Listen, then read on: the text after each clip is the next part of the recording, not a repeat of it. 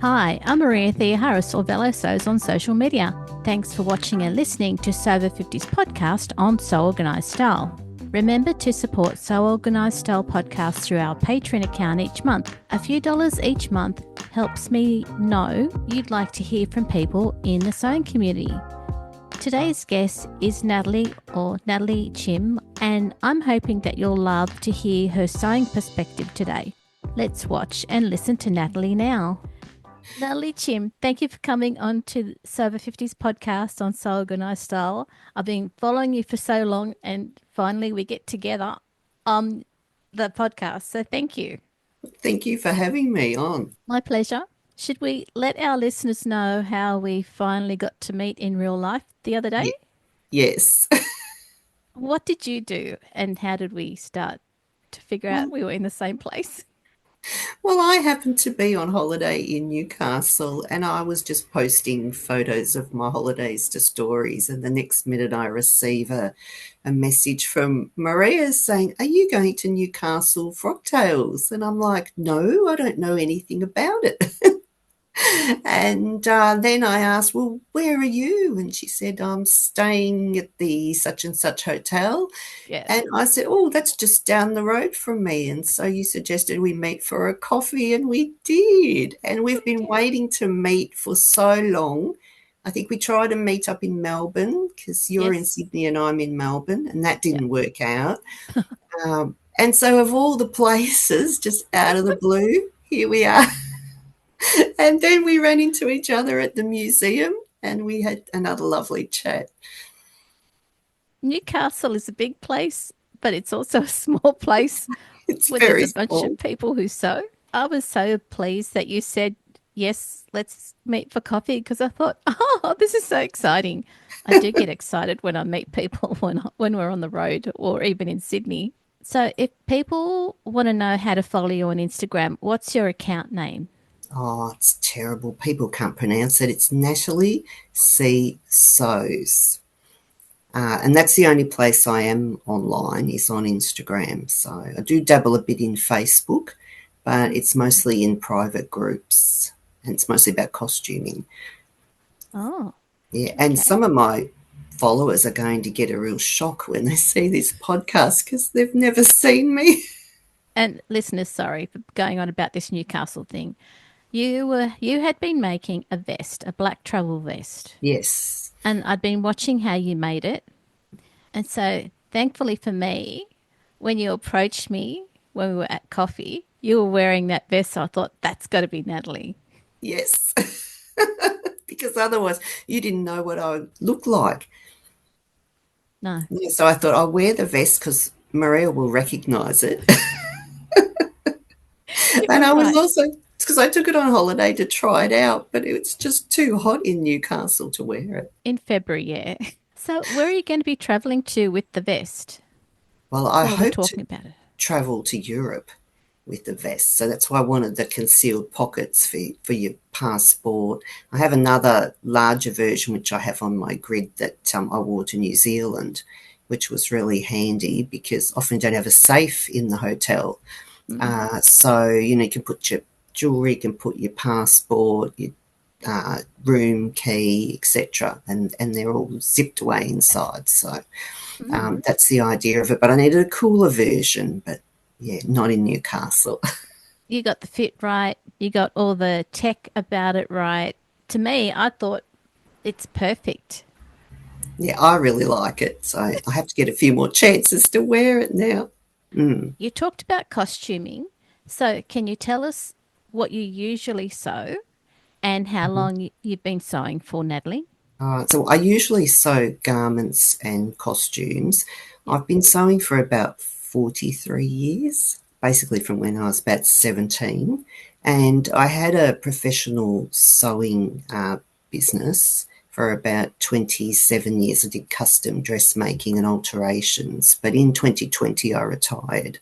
So now I sew garments for myself and my daughter and my mum. And then I dabble in some other side bits like slow stitching and embroidery. And I just did some needle lace for anyone that's been recently watching my stories and grid. That was my Okay. holiday project. It looked really stunning.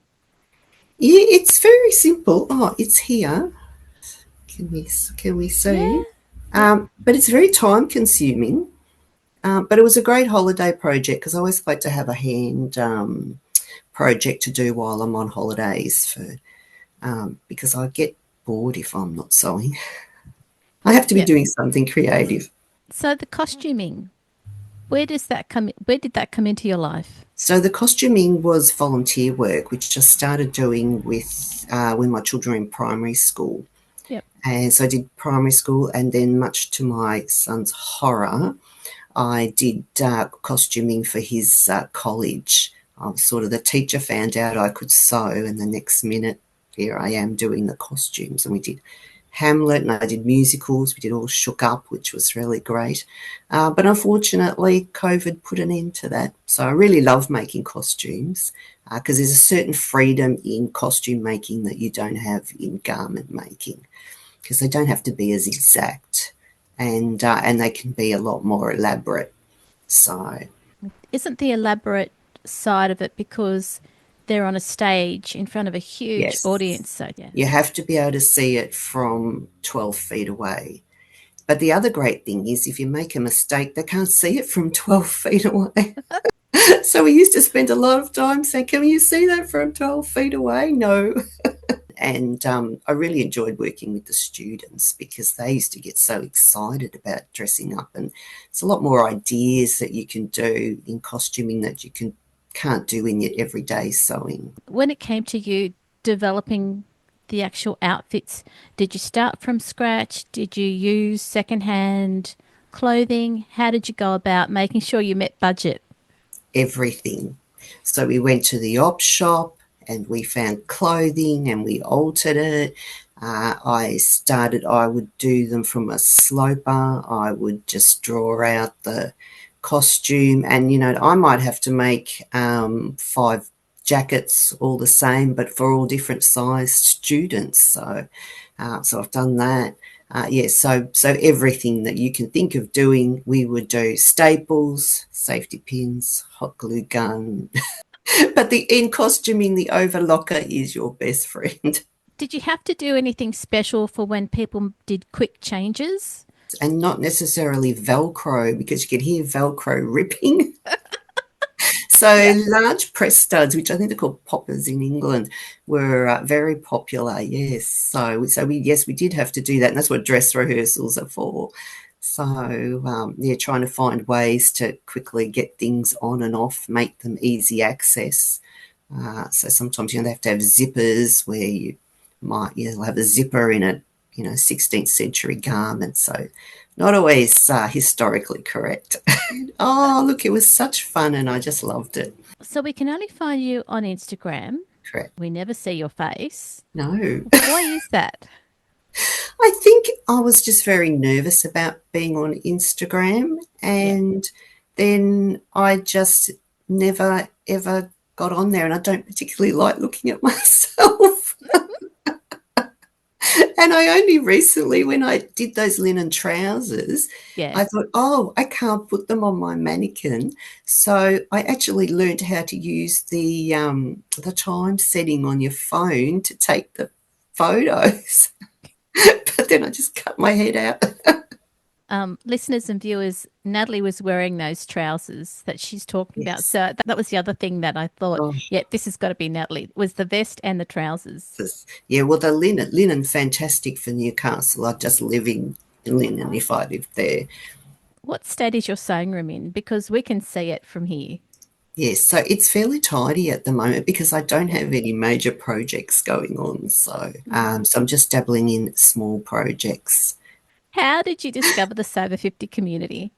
Oh, that's a story. I think they discovered me. I joined Instagram in February of 2020, not knowing that in another month's time we were going to be in the middle of a pandemic. Yeah. And I think they found me, and it was really great because I was at home. I was in Victoria. We were in lockdown. Oh, yeah. I think that's how I found you, I think, through Sew Over 50. So Sandy and I can't remember the other lady's name. Judith.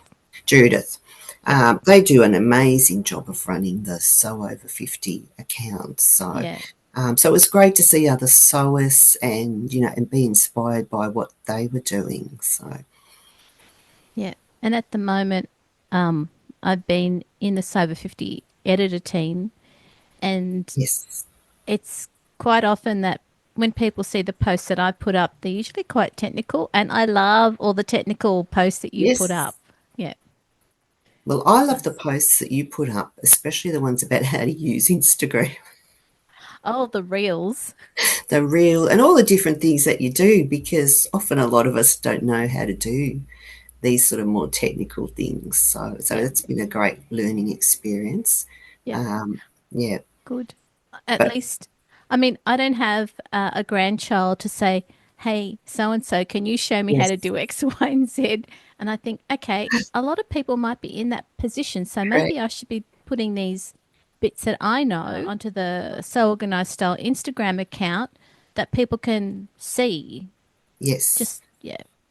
And I also put them on YouTube as well. So Mm-hmm. they'll be up there. They're always available. Yeah. Yeah, so that's great. But did you mean technical things as in sewing technical Yeah, so the posts? posts Yes. that I do for Sober 50 usually have a Mm. technical bent. I mean, I love the great photography that people do and how they Mm. share, but I think I'm just a sewing nerd.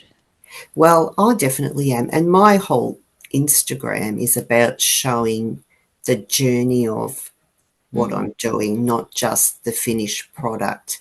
And the reason I do that is so that I can share what I've learned over my 43 years of sewing to give people, tips and tricks that they can do. And I've mm. had feedback from people who've messaged me and said, oh, I was about to do that and didn't know how to do it. And you've shown me. So it's a great way. It's a great teaching tool, actually. You and I talked about teaching and where to go to learn, and I think that was one of the things that I really wanted for you to be able to talk to us about.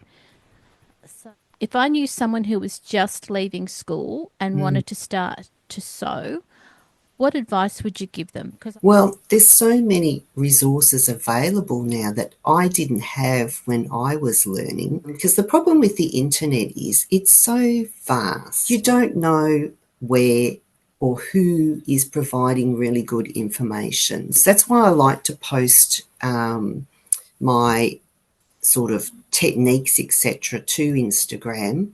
But I also like to share in my stories people I find on Instagram who I know are doing really good work.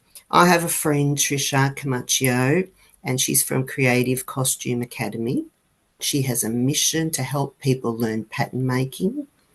And I wish I'd had these sort of resources when I was starting out. I went to trade school to learn, and you learn from scratch. And this is going to go off topic, but you learn from scratch.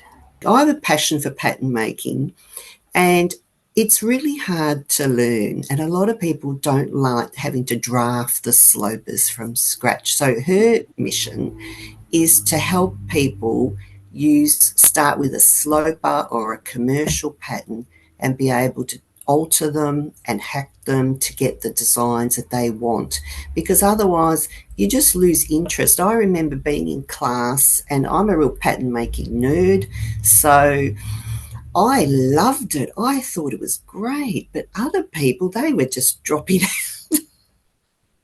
because it was a lot of math and hard work. So mm, I think if people can start from a better place and quickly learn and get into the fun part, then they're more likely to continue on with it. So, and Trisha's so good. She just did a boot camp. She does a week of the Fitabulous Fit Boot Camp, a week of free how you manipulate darts and how you do a fitting on a skirt. And I think she does a bodice as well, and shows you how to do that. And that's all for free. And then you can join her pattern place if you want to. So that's one great resource. But there's so many great resources out there.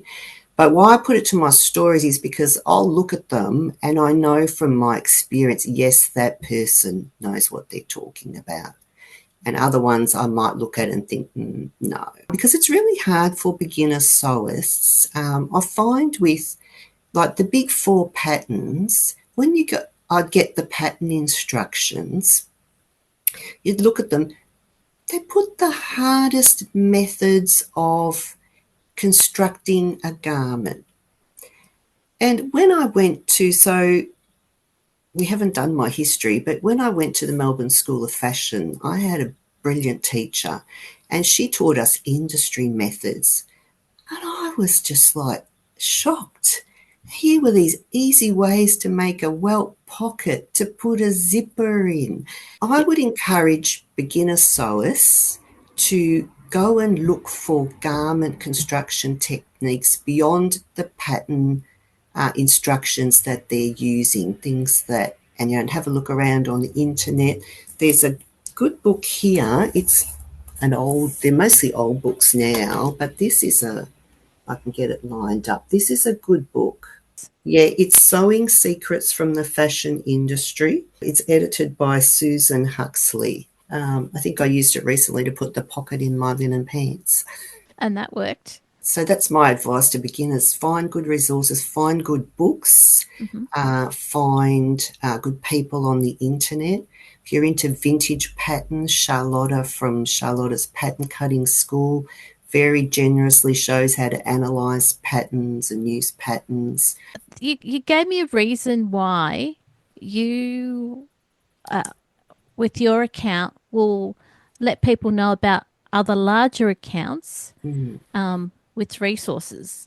Yeah, well, predominantly because having all my experience, I know whether they're a good teacher or not. And I can see their work and know whether they're a good resource. Okay. Because, as I said before, there's lots of resources on the internet, but if you're a beginner, how do you know what you don't know? So you need to find people who can say, yes, there's a lot of courses and things that you can do, but you want to make sure that you're going to get good quality teaching for the money that you're paying. So that's why I like to recommend Trisha and Charlotta. But you know that when you go with those people, you are going to get quality teaching. And I think that's really important. So you're learning. Where did you go? So I started out with the traditional little Barbie doll story. Don't we all have that story? Did you make clothes for your Barbie doll? No, but a lot of people did. They did, I had a little children's sock and I sewed it up the middle of the trousers and then she couldn't move her legs. Oh. And then I thought, so I sewed a little U shape and cut it up the middle and then she could move her legs. And that's where I think, back to where my brain started with that sort of pattern making engineering, because pattern making is like engineering, where that started. But then when I went to high school, I didn't have any teachers that were very inspiring. The first person to teach me how to sew was my mum, and she taught me how to sew from commercial patterns. But then what happened was I went to work and I started buying Vogue magazine. But in the 80s, if you saw something in Vogue, it didn't appear in the shops for 5 years. It wasn't in any of the big 4 patterns. And I was really frustrated because I'm like, I want what's in that magazine. Luckily, a colleague at work said to me, my cousin's going to the Melbourne College of Textiles, which is now run by RMIT. She said she's learning how to make patterns. So I ran up and I went along, and as I said, after 2 weeks I was in. I loved it. So I did that. But the problem with a trade school is that they teach you how to make a standard size 12. And then you grade up from that. So once I'd finished, I was trying to make garments for myself, but I wasn't a standard size 12. And you wouldn't believe who actually taught me fitting: my dad. Because my dad had worked in the rag trade for all his career. He'd worked for Rex Bilton Van Heusen shirts, and they were selling to Henry Bucks. He had a lot of knowledge about high-end shirts and things. And then he ended his career at Coles Myer doing their quality control. So he actually taught me how to, to take in things and fit them.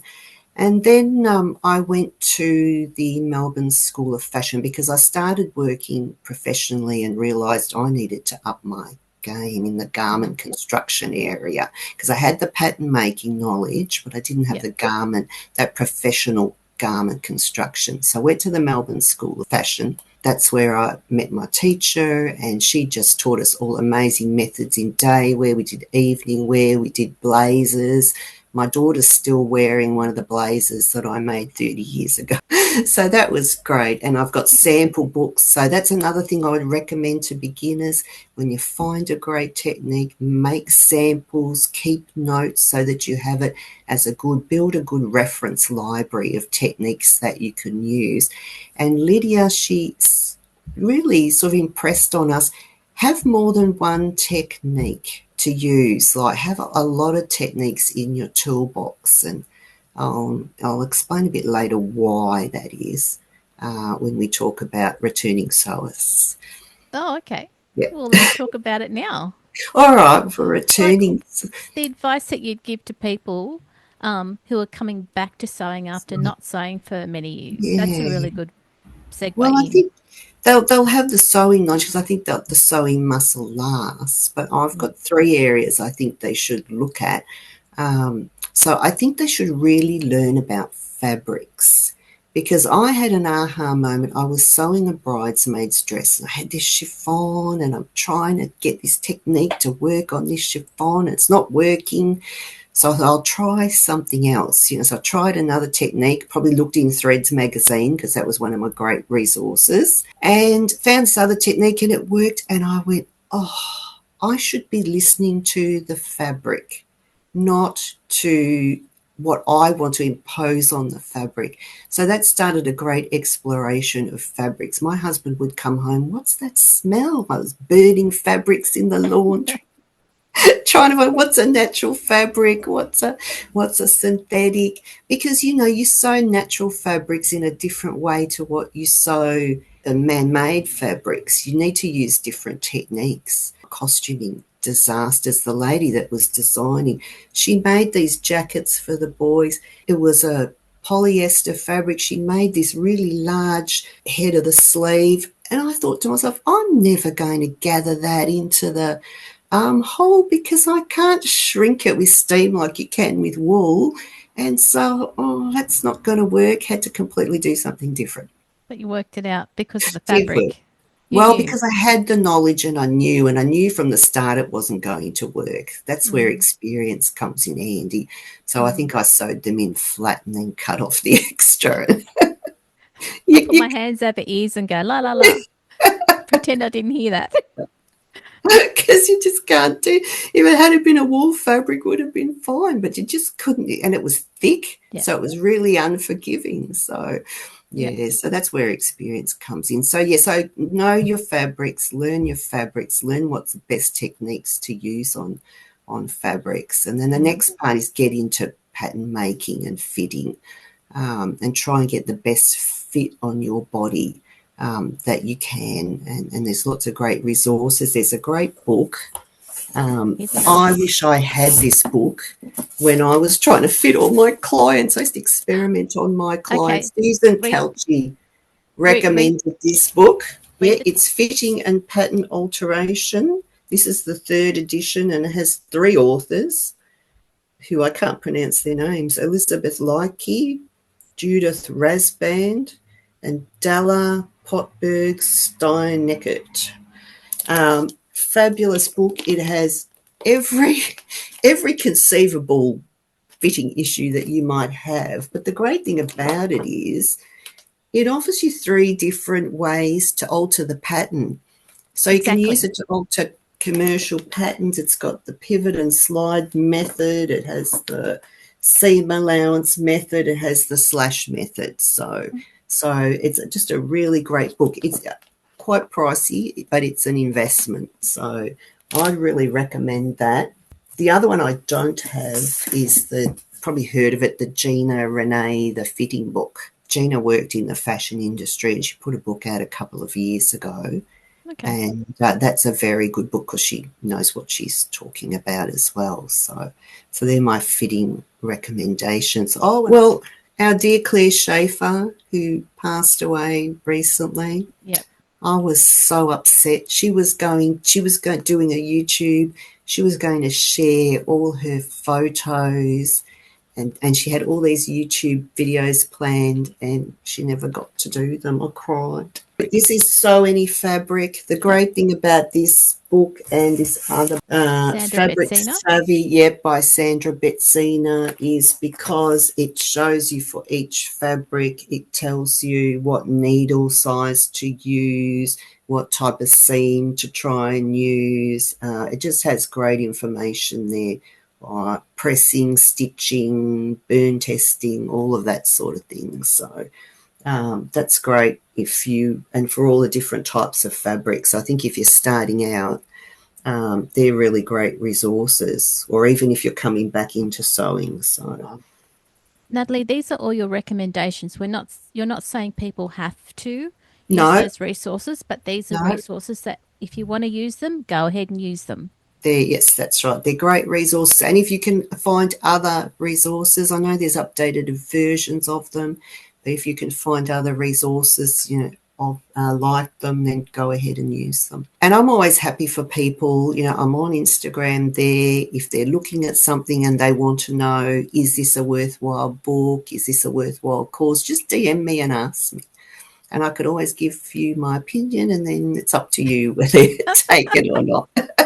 They've asked you the question, and then it's up to that person to make their own decision. And there are no hard and fast rules. Yeah. My final one was on garment construction, so finding, really good techniques that you can use. So, and upping your game. What do you recommend? Do I have one? My sewing secrets from the fashion industry, which I already spoke about. I think that's a really good book. And Threads magazine, I think is a really good resource as well. So subscribe to the print version because they need us to keep them going. and look, if money is tight, yes, ask your library. But the last thing I wanted to say about Sew Over 50 is that I love that you can, even though don't have the patterns, you can go onto Sew Over 50 and see people like yourself wearing designs that you might want to make. And I love how they do their grid posts in sort of themes. So I was looking at what you can do with your fabric scraps, and you see all these people doing great, inspiring things. So I think it's a really inspiring account. Yeah. And the posts that you love, bookmark them and share them, because that'll make sure that the Instagram algorithm will keep us visible as well. Yes, I must remember to do that, because you sort of forget, and I don't like how the algorithm, sometimes I think, oh, where's that person I was following, and I actually actively go and find them. Yes. And sort of like their posts, so it'll bring them up, because but there's so many now that. And look, the other thing too is if you haven't seen someone on the grid for a while, I know that many people actually direct message them and say, hey, are you okay? Correct. Haven't seen you. And that's, again, one of the beauties of being part of the Sew Over 50 community. Yes, because I have a lovely friend, Miss J Sews on, and so the other day I thought, I haven't seen her for a while, so I messaged her, and she said, yes, okay, my mum had a fall, and I have actually done that. Yeah, same here. Natalie, thank you for coming onto the podcast for Sew Over 50. I'm really pleased that I could see you again and have this chat and let other people see you and hear from you as well. Oh, well, thank you so much for having me. I've really enjoyed it. Same here. Thank you so much, Natalie. All right, thanks, Maria. This episode of Sew Organised Style podcast for Sew Over 50 was video and audio produced by me, Maria Theoharis, in my sewing room with permission of Natalie Chim, and sound by Kaneef on YouTube. If you'd like to support the production of Sew Organised Style podcast, pop over to Patreon. It's easy to join. Make sure you direct message Sandy on Sew Over 50 to support their challenges and posts. Go back through the podcast archive to hear and see more people from the sewing community. There are over 480 episodes to listen to. I look forward to being with you in your sewing room next time. Stay safe, everyone.